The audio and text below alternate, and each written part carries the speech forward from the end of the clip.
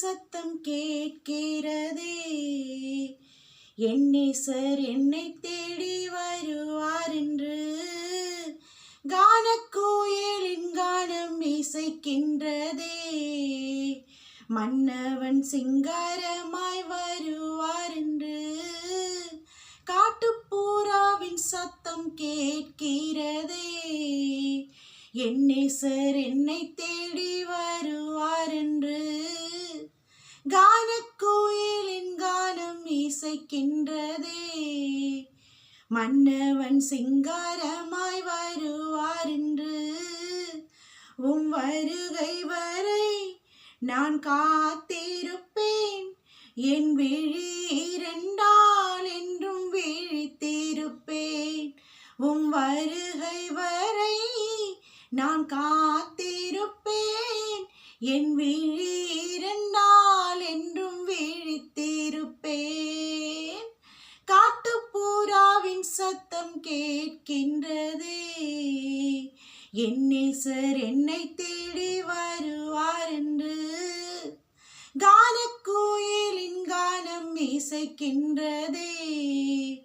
மன்னவன் சிங்காரமாய் வருவார் என்று தாயினும் மேலாய் உந்தன் அன்பு உள்ளதே.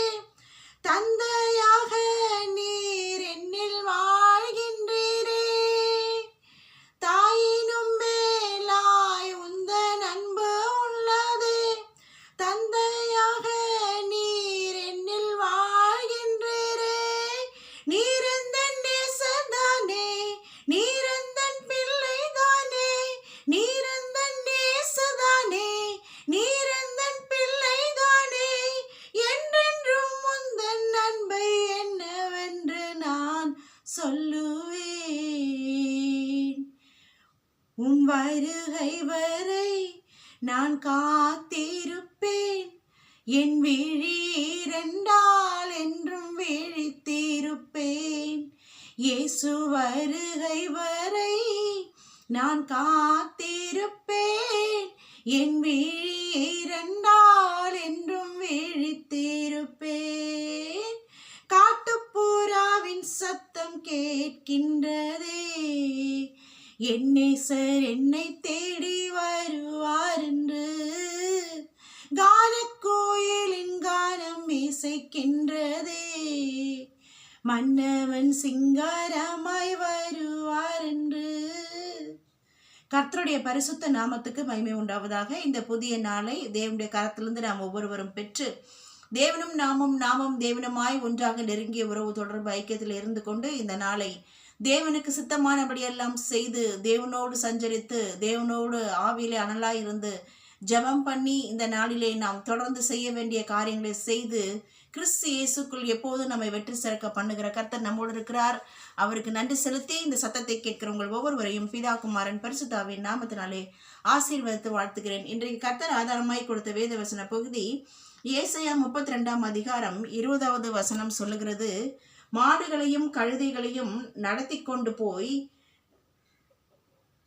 நீர்வளம் பொருந்திய இடங்களில் எல்லாம் விதைக்கிற நீங்கள் பாக்கியவான்கள். மாடுகளையும் கழுதைகளையும் நடத்தி கொண்டு போய் நீர்வளம் பொருந்திய இடங்களிலே நாம் அவைகளை நடத்துவோமானால் நாம் யாவரும் பாக்கியவான்கள். So who are all blessed people in the world? That's what our topic today.